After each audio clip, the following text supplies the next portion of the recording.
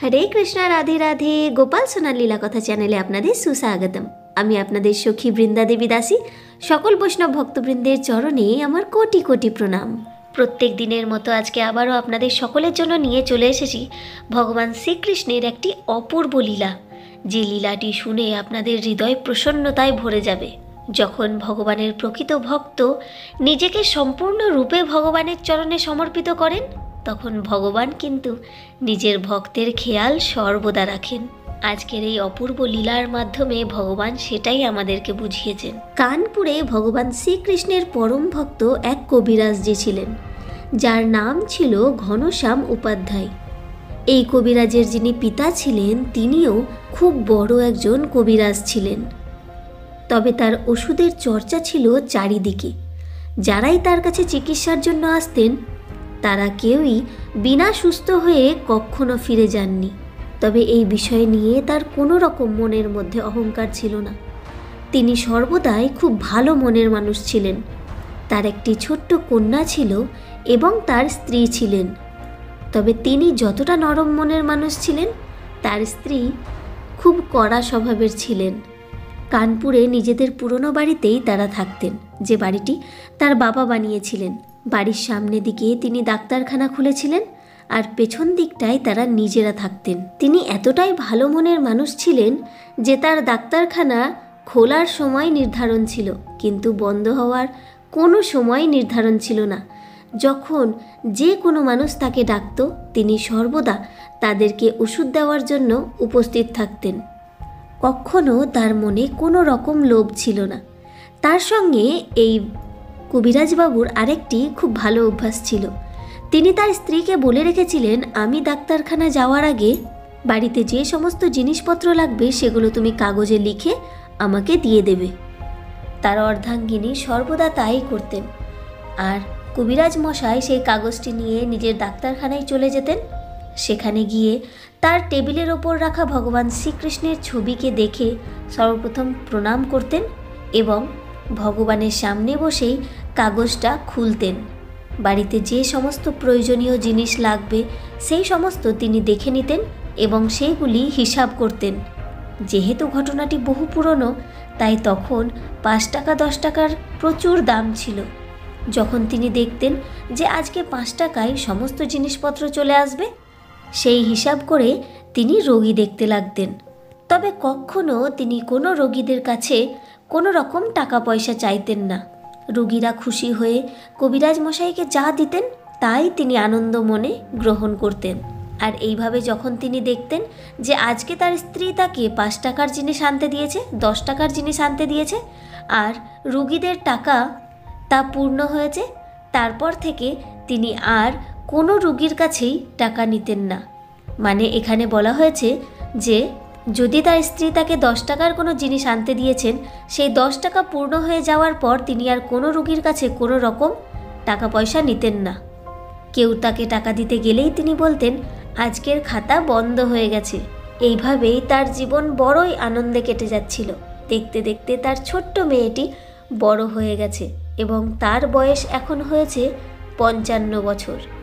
ভগবানের ওপর তার এত আস্থা ছিল যে তিনি জানতেন প্রত্যেক দিন কোনো রকম কষ্ট বিনাই তার জীবন খুব আনন্দের সঙ্গেই কেটে যাবে।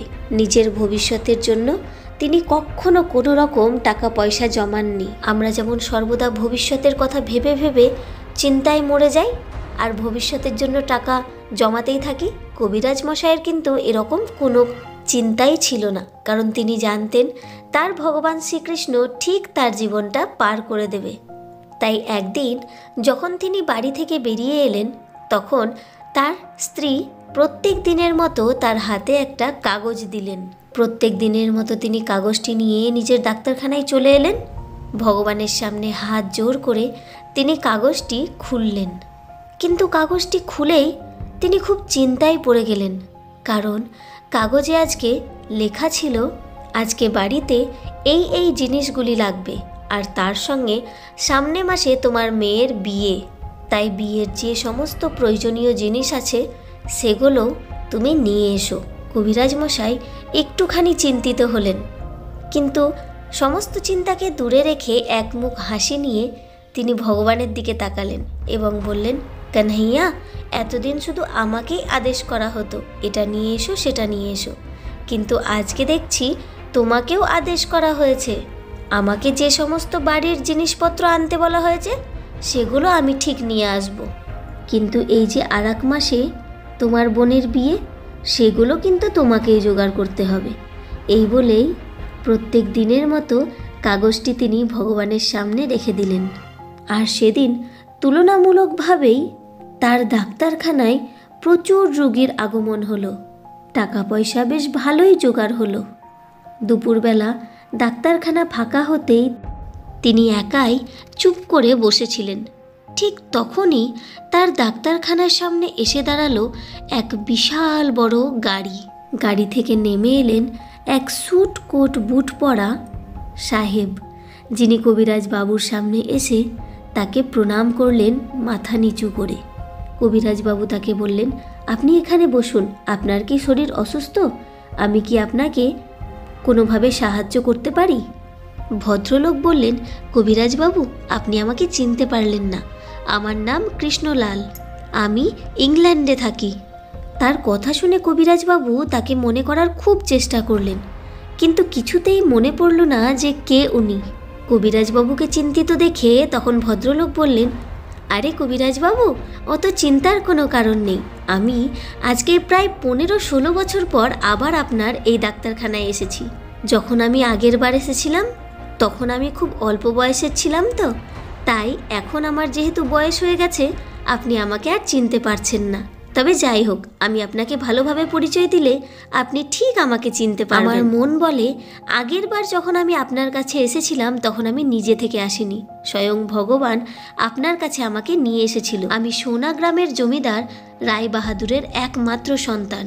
এখন আমরা ইংল্যান্ডেই থাকি। যখন আপনার সঙ্গে আমার পরিচয় হয়েছিল তখন ইংল্যান্ড থেকে আমি আমার বাড়ির দিকেই যাচ্ছিলাম, কিন্তু ঠিক আপনার ডাক্তারখানার সামনেই আমার গাড়ির চাকাটা পাংচার হয়ে যায়। ড্রাইভার গাড়ির চাকা পাল্টাতে চলে যায়, আর রোদে গরমে আমার খুব কষ্ট হচ্ছিল রাস্তায় দাঁড়িয়ে থাকতে। আমার কষ্ট দেখেই সেদিন আপনি আমাকে ডেকেছিলেন এবং বলেছিলেন আপনি চাইলে এখানে বসতে পারেন। সেদিন রোদে গরমে আমার এতই কষ্ট হচ্ছিল যে আপনার এক ডাকেই আমি ছুটে চলে গিয়েছিলাম আপনার ডাক্তারখানায়, আর সেই ছায়াতে বসে পরম শান্তির অনুভব আমি করেছিলাম। কিন্তু সেদিন আমার ড্রাইভার ফিরে আসতে খুব দেরি করছিল। আপনার পাশেই আমি আপনার ছোট্ট মেয়েকে সেদিন দেখেছিলাম, যে বারবার আপনাকে একটাই কথা বলছিল, বাবা বাড়ি চলো না, খুব খিদে পেয়েছে। কিন্তু যেহেতু আমি আপনার ডাক্তারখানায় বসেছিলাম তাই হয়তো আপনি আমাকে একা রেখে বাড়ি যেতে চাইছিলেন না, আর নিজের মেয়েকে বারবার বলছিলেন একটু দাঁড়াও, একটু পরেই আমরা চলে যাব। সেদিন আমার নিজেরও খুব খারাপ লাগছিল যে আমার কারণে আপনি নিজের মেয়েকে নিয়ে বাড়ি যেতে পারছিলেন। তাই ভেবেছিলাম আপনার কাছে কিছু ওষুধ নিয়ে নিই, যাতে আমার বসে থাকাটা আপনার বিরক্তের কারণ না হয়ে ওঠে। তাই অবশেষে আমার শরীরের কিছু সমস্যা নিয়ে আমি আপনাকে ওষুধ চেয়ে বসি। কিন্তু সেদিন অন্তর্যামীর মতো আপনি আমার মনের সমস্ত কথা যেন এক মুহূর্তে জেনে গিয়েছিলেন। আমাকে ওষুধ না দিয়ে সেদিন আপনি জিজ্ঞেস করলেন, বলুন আপনার মনে কিসের এত কষ্ট। সেদিন এক দৃষ্টিতে আপনার দিকে তাকিয়ে আমি আপনাকে বলেছিলাম আজকে আমার বিবাহিত জীবন 6 বছর, কিন্তু এই 6 বছরে আমার কোনো সন্তান হয়। সেদিন আপনি আমায় বলেছিলেন ঈশ্বরের উপর ভরসা রাখুন, সব কিছু ঠিক হয়ে যাবে। ঈশ্বরের ওপর থেকে বিশ্বাস হারিয়ে ফেললে কিভাবে চলবে। এই বলেই সেদিন আপনি আমার জন্য এবং আমার স্ত্রীর জন্য ওষুধ প্যাক করে দিয়েছিলেন। মুখ হাসি নিয়ে বলেছিলেন ঈশ্বরের শরণাপন্ন হয়ে এই ওষুধগুলো খেয়ে নেবেন, দেখবেন আপনার সমস্ত কষ্ট দূর হয়ে যাবে। সেদিন আপনি ভগবান শ্রীকৃষ্ণের একটি অপূর্ব লকেটও আমাকে দিয়েছিলেন। প্রথমবার আপনার দ্বারাই ভগবান শ্রীকৃষ্ণের প্রতি প্রেম আমার জন্মেছিল। ভগবানের ওপর বিশ্বাস রাখলে কিভাবে যে একের পর এক বিপদ কেটে যায় সেটা সেদিন আপনি আমাকে বুঝিয়েছিলেন। সেদিনকার বলা আপনার সমস্ত কথা আজ পর্যন্ত আমার মনে আছে। আপনি আমার সঙ্গে কথা বলছিলেন আর আমার জন্য এবং আমার স্ত্রীর জন্য একটা একটা করে ওষুধগুলো গুছিয়ে রাখছিলেন। সমস্ত ওষুধগুলো গুছিয়ে আপনি যখন আমার হাতে দিলেন তখন আমি সত্যি বড় অবাক ছিলাম, কারণ আমি শুধুমাত্র আপনার উপকার করব বলেই আপনার কাছে ওষুধ চেয়েছিলাম। ওষুধ খাওয়ার কোনো রকম ইচ্ছেই তখন আমার ছিল না, কিন্তু ওষুধ নেওয়ার পরে যখন আপনাকে আমি ওষুধের দাম জিজ্ঞেস করলাম, তখন আপনি বললেন আজকের খাতা বন্ধ হয়ে গেছে। কিন্তু আপনার কথার কোনো অর্থই যখন আমি বুঝতে পারছিলাম না, তখন পাশে দাঁড়িয়ে থাকা আপনার একজন রোগী আমাকে জানালেন কবিরাজ বাবুর বাড়িতে যতটুকু জিনিসের প্রয়োজন ছিল সেটা আজকে ওনার টাকা জমে গেছে, তাই আজকে আর উনি আপনার কাছে কোনো রকম টাকাই নেবেন না। ঈশ্বরের কৃপায় তার দিনগুলো এইভাবেই চলে। সেদিন সত্যি ভগবানের প্রতি আপনার এমন বিশ্বাস দেখে আমি অবাক হয়ে গিয়েছিলাম। নিজেকে বড়ই ছোট মনে হচ্ছিল এটা ভেবে যে টাকা পয়সা ইনকাম করার জন্য আমরা নিজেদের দেশ ছেড়ে, ঘর বাড়ি ছেড়ে কোথায় বিদেশে গিয়ে ইংল্যান্ডে পড়ে আছি, আর আপনি ঈশ্বরের উপর বিশ্বাস রেখে কত আনন্দে, কত সুখে এখানে দিন কাটাচ্ছেন। আপনার কাছে বিদায় নিয়ে যখন আমি বাড়িতে পৌঁছালাম, তখন আমার কোটের মধ্যে ওষুধ দেখে আমার স্ত্রী আমাকে জিজ্ঞেস করলেন, এই ওষুধ তোমাকে কে দিয়েছে? তখন আমি আপনার সমস্ত কথা তাকে খুলে বলেছিলাম। সেদিন আমার স্ত্রী আমাকে একটাই কথা বলেছিলেন, তুমি হয়তো কবিরাজ মশাইকে চিনেও চিনতে পারোনি, উনি স্বয়ং ভগবানের অবতার। আপনার কথা মতো এবং আমার স্ত্রীর বিশ্বাসের ওপর মর্যাদা দিয়ে সেদিন সত্যি আমরা সমস্ত ওষুধ একটা একটা করে গ্রহণ করেছিলাম। আর ভগবানের অপার কৃপায় যে বছরের পর বছর ধরে আমাদের সন্তান হচ্ছিল না, আজ আমরা 2 সন্তানের মা বাবা। আজও আমি এবং আমার স্ত্রী সর্বদা ওই বিদেশে বসেও আপনার জন্য প্রার্থনা করি, কিন্তু বিদেশের কাজকর্ম এত বেশি যে কখনো আমি সময়ই পেলাম না যে এই দেশে এসে আপনাকে ধন্যবাদ জানাই। আজ এত বছর পর আমি ভারতে এসেছি, কিন্তু ভারতে এসেই আমি কোথাও না গিয়ে সর্বপ্রথম আপনার কাছে এসেছি। আমাদের সম্পূর্ণ পরিবার ইংল্যান্ডেই থাকে, কিন্তু আমার একজন বিধবা বোন এবং তার মেয়ে ভারতে থাকে।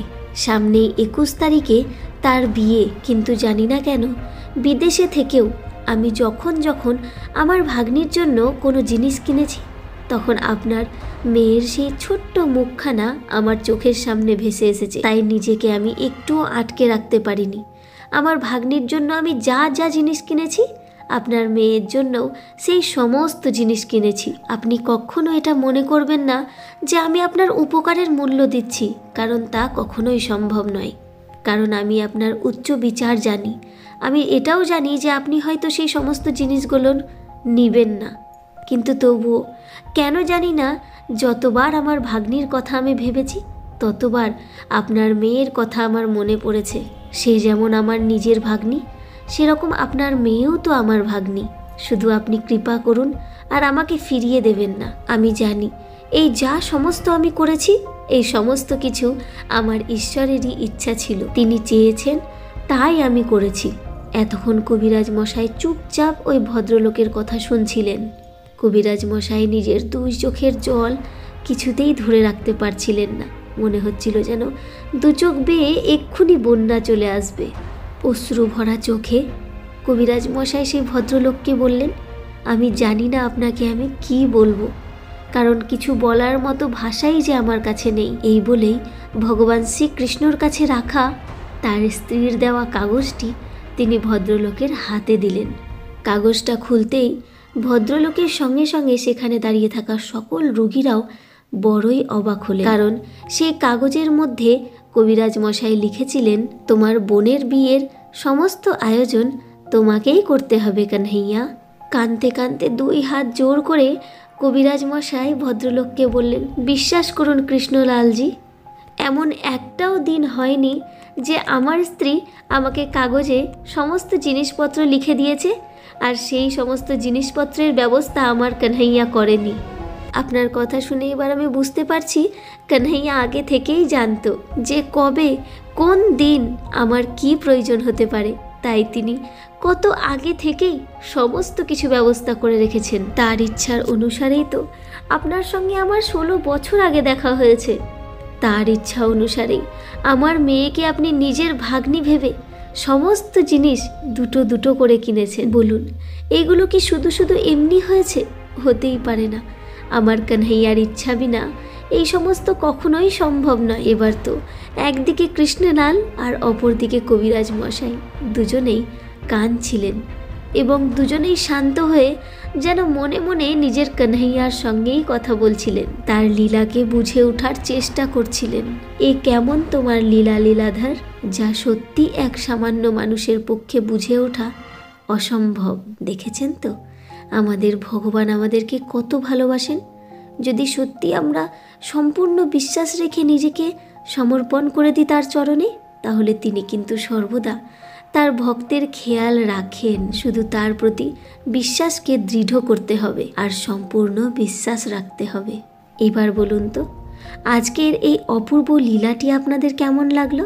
যদি ভালো লেগে থাকে, হৃদয়কে স্পর্শ করে থাকে, যদি সত্যি চোখের কোণে জল এসে থাকে, শরীরে শিহরণ হয়ে থাকে, তাহলে ভিডিওটা বেশি বেশি করে শেয়ার করে দিন, যাতে অনেক অনেক ভক্ত এই লীলাকে শ্রবণ করে ঈশ্বরের ওপর নিজের সম্পূর্ণ বিশ্বাসটুকু রাখতে পারে। কঠিন পরিস্থিতিতেও যেন হাসি মুখে বলতে পারে, আমার কানহাইয়া সব কিছু সামলে নেবে। তাই বেশি বেশি করে শেয়ার করে দিন, যাতে ভক্তরা বেশি বেশি করে এই লীলা কথাগুলি শ্রবণ করতে পারে। আর আপনাদের কেমন লাগলো সেটাও আমাদেরকে কমেন্টে অবশ্যই জানাবেন। আর তার সঙ্গে যদি আপনারা আমাদের চ্যানেলে নতুন হয়ে থাকেন, তাহলে আমাদের চ্যানেলটি সাবস্ক্রাইব করে দিন, বেল আইকনটাও প্রেস করে দিন প্রত্যেক দিন ভগবানের এমনই সুন্দর সুন্দর লীলা কথা শ্রবণ করার জন্য। দেখা হচ্ছে পরের ভিডিওতে। আজকে এটুকুই থাক। এইভাবেই নিজের গোপাল সোনার সঙ্গে, নিজের পরিবারের সঙ্গে সর্বদা হাসতে থাকুন, খেলতে থাকুন, খুব খুব খুব আনন্দে থাকুন, সুখে থাকুন। Hare Krishna, Radhe Radhe. Thank you for watching. Hari ball.